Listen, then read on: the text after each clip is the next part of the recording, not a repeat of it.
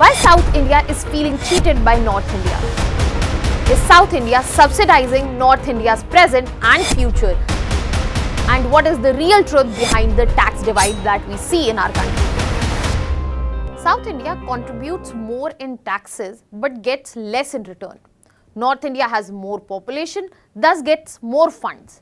And probably because of the new delimitation, they might be getting even more seats. But isn't this an unfair northern push, and why is South subsidizing?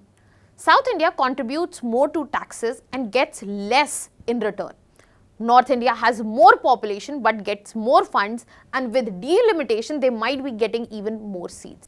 Isn't this seeming like a north push and South is basically subsidizing the north? Hello everyone, welcome to Vajiram and Ravi's Flash News. My name is Shubhangi Singh. Today we are going to talk about yet another flashpoint between North India and South India, where South is financing not just India's future but it is financing North's future, and how it is unfair to them. Let us understand that how this can be remediated and what are their concerns as well. So when we are talking about this tax divide and the federalism debate, let us look at some numbers so that we can understand this in very much detail.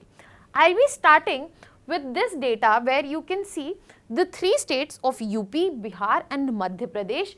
The total amount of tax devolution they have received from the center is around 62,000 crores. Now I am talking about January 2025. This data has been given by government. It was published by PIB. And if you look at the 5 southern states, I am talking about Karnataka, Telangana, Andhra Pradesh, Tamil Nadu and Kerala. I am not including Maharashtra as of now. The tax devolution that they got from union government, that was almost half of it. But when we are talking about the population, you will find that this is somewhere around 44 crore just for these 3 states. When you are talking about these 5 big states, it is nearly around 31 crores. Now this is not the only number. This is the amount that they are getting from the center. Now let me present to you another data which will bring in more insights. So if we talk about the last decade, you will find in Andhra Pradesh, Telangana, Tamil Nadu, Karnataka and Kerala, the amount of taxation that they should be getting from union, that means devolution from the union government, that has seen a decline. For example, if I take Karnataka here, it has dipped down to 3.65. Tamil Nadu here, if we'll see, we'll find yet another dip even after it has been performing very well in terms of industrial output. If we talk about the totality of 5 states, you will find that the dip has been from 18.62 to 15.8. Now, this is shown in percent. In terms of amount, you will also find the variations existing. Now, let us look into another data to get more understanding. So, let's simplify this. Let's just understand that each and every state is giving 100 rupees in form of direct tax. Here I want you to understand that there is a difference between direct tax and indirect taxes. Indirect taxes includes those taxes in which the burden can be shifted. So let's just say if I have to pay the tax of manufacturing, then I will add that cost and it can be shifted to the retailer. Then the retailer can shift it to the consumer. But direct taxes are those taxes which are paid by the person on which it is imposed. Can you give me the examples of direct and indirect taxes in the comment section? So when we are talking about direct taxes, let's just say one state gives 100 rupees of direct tax to the union government. Now in return, we will be seeing how much these states are giving. So based on data, we are finding that high performing states, for example Maharashtra, it is getting only 7.7 rupees against the 100 rupees it is giving to the government. But when we are talking about states like UP, they are getting 333 rupees. When we are talking about Bihar, it is getting 922 rupees. When we are talking about MP, 279. And these numbers are staggeringly different. So that means when they are giving more money, they are receiving less. Now, one of the last few data that I want to show before we go into the conclusion, Let us now see actually what is the amount that these states are contributing to the center. That means कि direct tax का revenue कितना आ रहा है इन states से. Let us look at the direct tax revenue. For example, again Maharashtra, 6.05 lakh crore as compared to Uttar Pradesh, that is only 38,000 crores. So they are talking about lakh crores, they are merely in 1,000 crores. If we talk about Telangana, 35,000 crores, Andhra Pradesh, Tamil Nadu, 1 lakh crore, Kerala, 23, Karnataka. So if you will see the cumulative that comes around, it is way more than the cumulative that will come from this region. So there has been a stark divide for understanding that how the regional differences, this also needs to be addressed. The conversation is not about differentiation or fueling this difference, but rather about understanding this difference so that this can be worked upon. Now, I hope you have this clarity that certain few states have to pay more. That means the direct taxes, the revenues that is going to the central government is way more than what they are getting. Now, let us just simplify all of this data. So, when we are talking about total direct taxes, it is somewhere around 20 lakh crores based on the last year financial year's data. When we are talking about the top 5 states which are making the contribution, it is Maharashtra, Karnataka, Tamil Nadu, Gujarat and Delhi. So when we are talking about these 4 states, they are giving 72% in terms of direct taxes, but only 5% is coming from UP, Bihar, MP. However, you just saw how much they are getting from union government जब devolution हो रहा है यहाँ पर funds का और taxes का. अब इसी वजह से यहाँ पर South India feels that there is a tax divide which needs to be addressed well in time, and these states are responsible for funding the future, funding the development of the underperforming or less developed states. Now, let us break down all of this in detail. So, यहाँ पे सबसे पहले समझने की कोशिश करते हैं कि प्रॉब्लम क्या है, यहाँ पे कुछ स्टेट्स को ज़्यादा पैसे क्यों दिए जा रहे हैं, क्या रीज़न है, even after they are giving lesser taxes. So, based on 15th finance commission formula, जहां पे 41% जो है, जो भी कलेक्शन है यूनियन गवर्नमेंट का, उस डिविजिबल पूल में से 41% जो है वो स्टेट्स को जाएगा.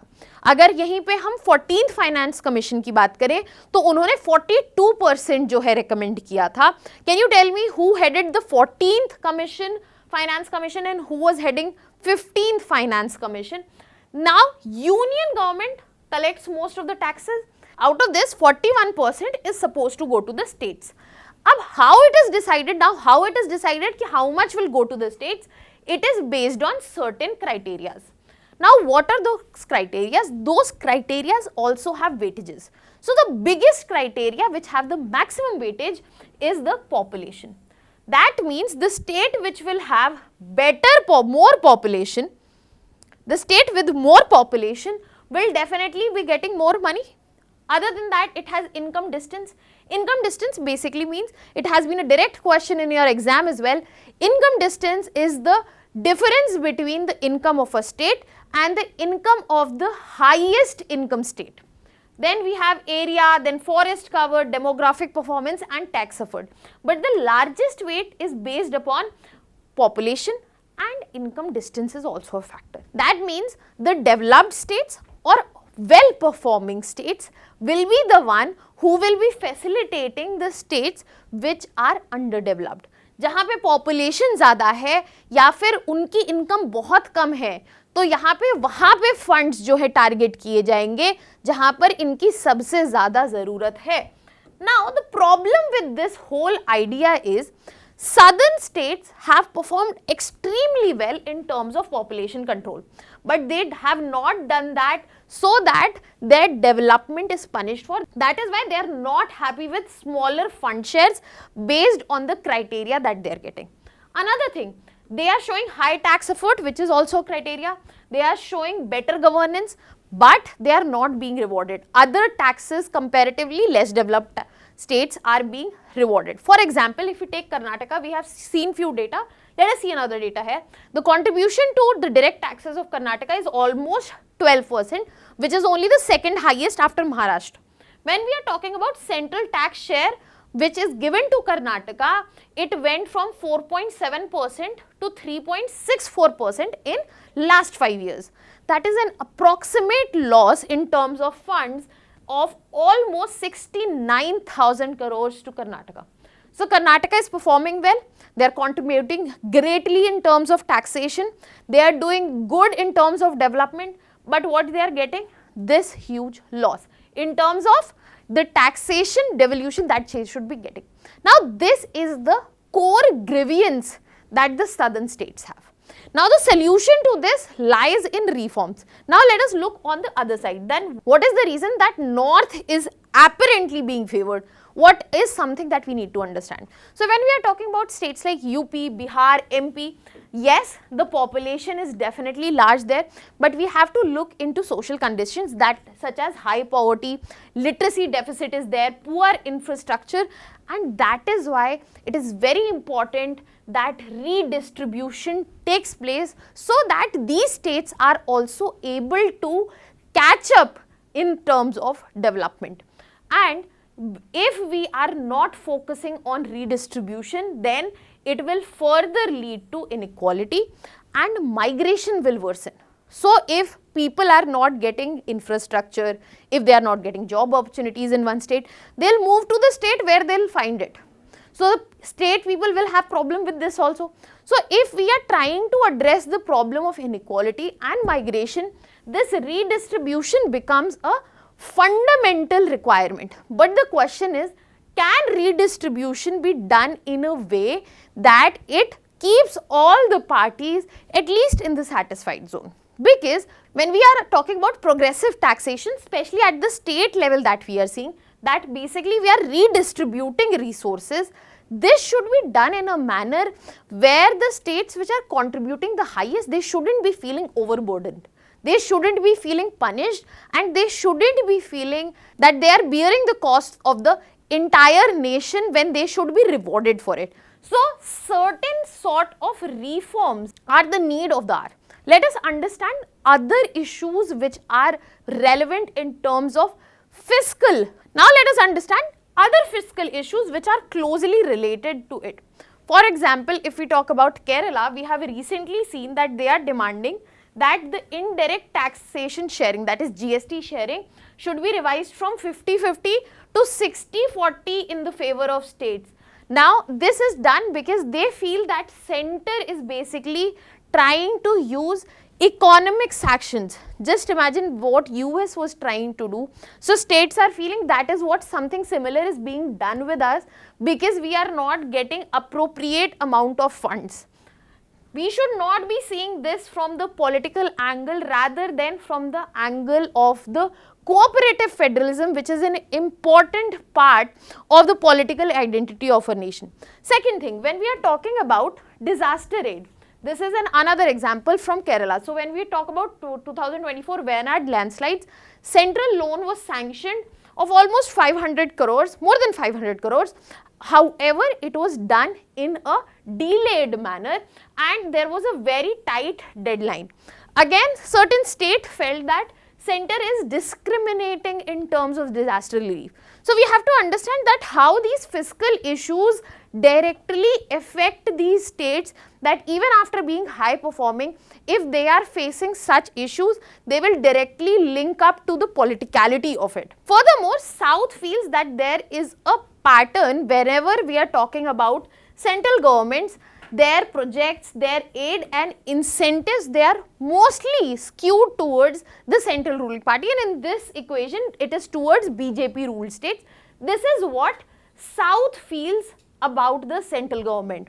For example, the opposition, be it Congress, then we have left, DMK governments, they all are accusing that center is politically motivated and they are using fiscal tools to get their things done. And if we want this emotion, and if we want this issue to be addressed, then it needs to be done in a way where these fiscal issues are resolved, because these issues are not just the thing of present, we have seen them in past as well. Because if we talk about 1960s, 80s, Centre often dismissed the opposition governments in state by using President's rule. Can you tell me the landmark judgment would help with this particular situation? Furthermore, we are seeing that instead of using President's rule as a tool, we are finding that financial controls, be it tax, fund, aid delays, these are being seen as a new tool of control from the central government. The whole idea to introduce this is the fact that our constitution talks about federalism.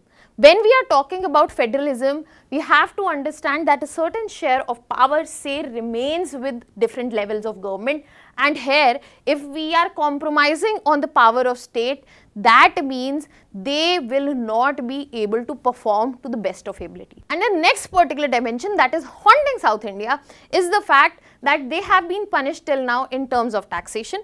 Now they will be punished in terms of representation also, because delimitation is about to be done, and because of limited population, they will be having compromised representation in terms of lesser numbers. Because the 2026 census is about to be completed and the Lok Sabha seats will be reapportioned after that.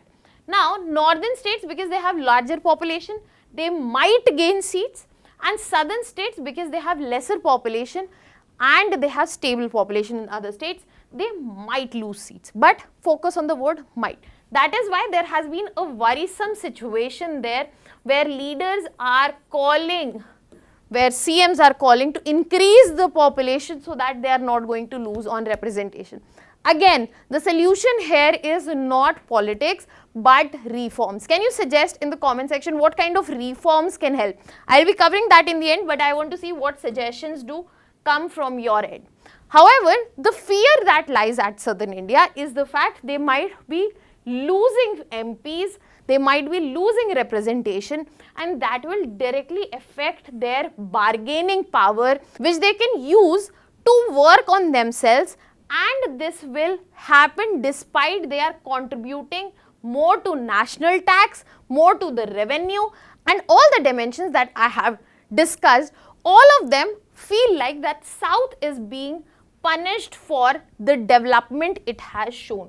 But yet again, I would like to highlight all this can be addressed in form of reforms only. So when we are talking about the 16th Finance Commission, which is being headed by Arvind Pangadia, that has been asked to address this particular situation, where the focus will be on equity versus efficiency. That means they will be ensuring that poor states do get funds, but without penalizing the performing states. That means the southern pain might get redressal here. Furthermore, the tax effort and governance, which forms weightage in terms of deciding the devolution, this will be rewarded. That means if there is efficiency, it will be incentivized, and the maximum weightage, which was just for population, that might see a rejig. Furthermore, demographic criteria might be changed. That means the states which are having controlled population, they will be rewarded and they will not be punished by financial tools. And the last and most important thing, transparency. That means clear rationale for all sorts of allocation, so that the mistrust which is emerging and which is apparently going to a breaking point, not just in form of tax but also language and other issues, that gets to get addressed. Now that was all from my side. What do you think about this? Put it in the comment section. That was all. Thank you so much.